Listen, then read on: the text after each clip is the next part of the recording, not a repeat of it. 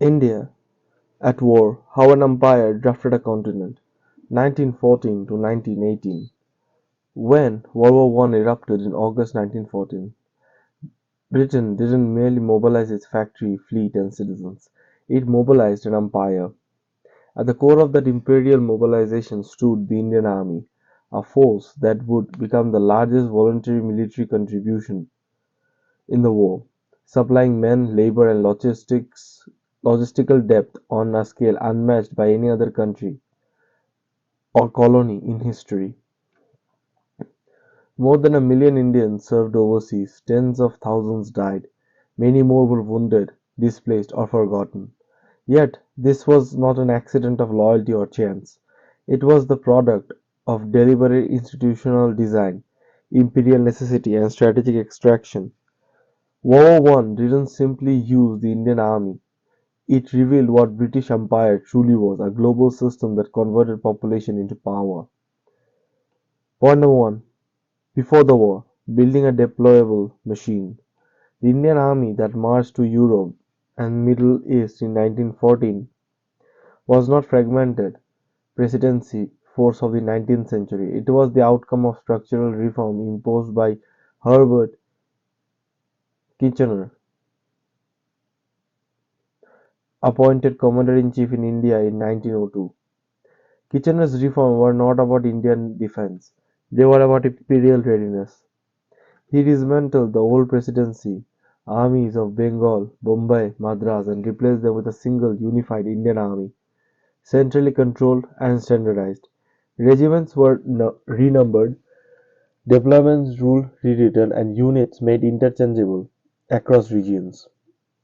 Divisions were structured to mirror British formations, with one cavalry brigade and three infantry brigades, each brigade mixing British and infantry battalions. This was not cosmetic, it was the Indian units could be lifted from the subcontinent and inserted anywhere in the empire with minimal reorganization. India ceased to be merely a defended territory, it became a strategic reserve. By 1914 the machine was ready. The decision to send India to war. Britain entered the war expecting a short conflict. It had no mass army prepared for industrial warfare on the continent. Within weeks, the inadequacy of that assumption became clear. Casualties mounted on the Western Front. New divisions were needed immediately. India was only imperial possession capable of responding at scale. Within months, the Indian expeditionary forces were sailing from Bombay and Karachi to France, Egypt, East Africa, and Mesopotamia. This was unprecedented. Never before had a colonial army been committed so large, so extensively, and so far from home.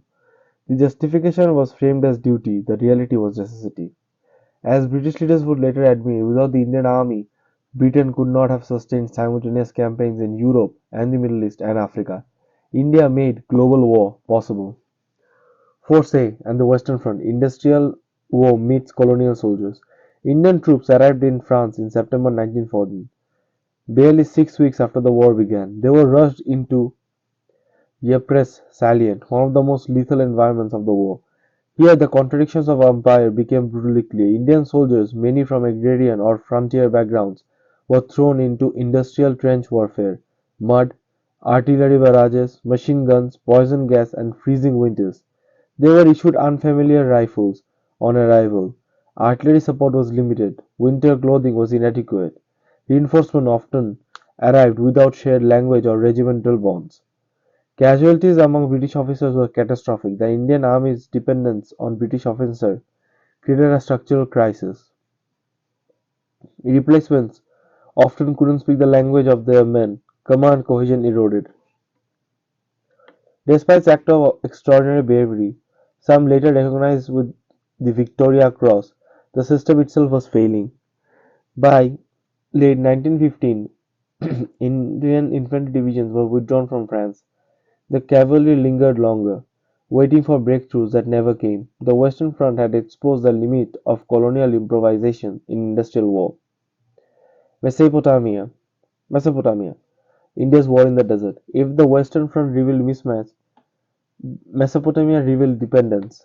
The Mesopotamian campaign, modern Iraq, was the largest single deployment of Indian troops during the war. It began as a limited operation to protect oil installations near Barsa, vital to Britain's naval supremacy. It escalated into a full-scale campaign against the Ottoman Empire. Here, Indian divisions formed the backbone of the force. Early advances bred overconfidence. Supply lines stretched along the Tigris River. Logistics lagged behind ambition. Medical services were inadequate. When the British Indian forces was checked at Satishphone in 1915 and withdrew to Kut, commanders chose to hold the town rather than retreat.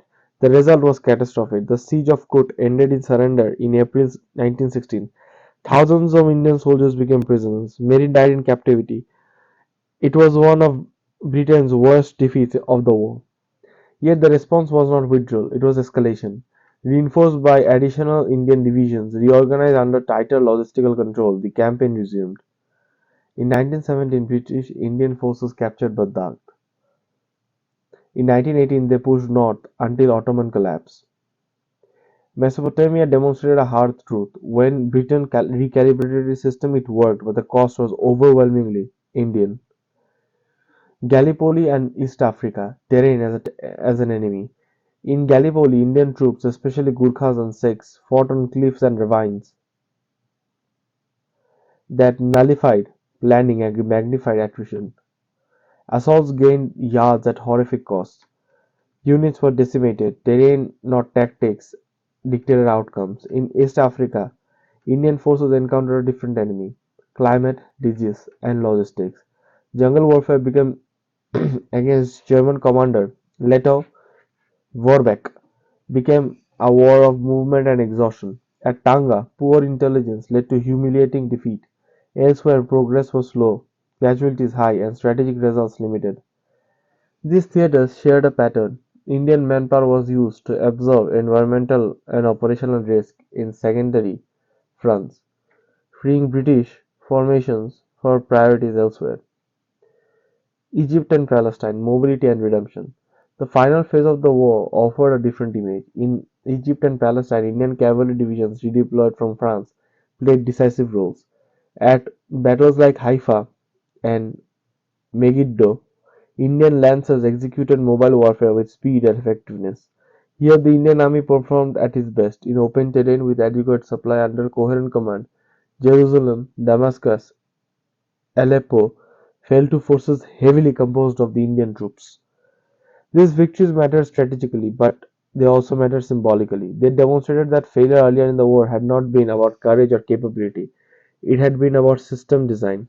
The home front and frontier. While hundreds and thousands served overseas, India itself was never emptied.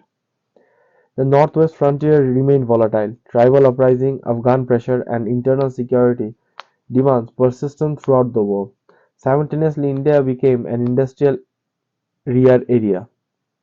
Munition factories expanded, railways ran at full capacity, labor corps supported imperial logistics from France to the Middle East. India fought two wars at one time, one abroad for empire, one at home to keep the empire structure intact. Cost, memory, and aftermath. By 1918, over 1.3 million Indians had volunteered for military or support roles. More than 60,000 died. Many more returned wounded, traumatized, or delusioned. Yet the political return was minimal. Promises of reform were slow. Radical hierarchies within officer corps remained largely high. Recognition was selective. More memorials like India Gate commemorated sacrifice but not agency. Strategically, the war changed India irrevocably. Veterans returned with broader horizons. Exposure to global conflict undermined myths of imperial invincibility. The same army that had sustained the empire would, within 3 decades, become the backbone of post-colonial states. The core truth: World War One didn't make India loyal to the empire. It made empire dependent on India. The British Indian Army was not merely a colonial force, it was a power converter, turning demographic mass into strategic reach. Britain won the war not through factories in Manchester or shipyards in the Clyde, but through the villages in Punjab, hills of Nepal, deserts of Rajasthan, and ports of Bombay. This is not a story of heroism alone, it's a story of systems, how umpire functions, how power is accumulated, and who pays when the system is stressed. Britain survived World War One as a great power. It did so because India was at war, and India paid the price.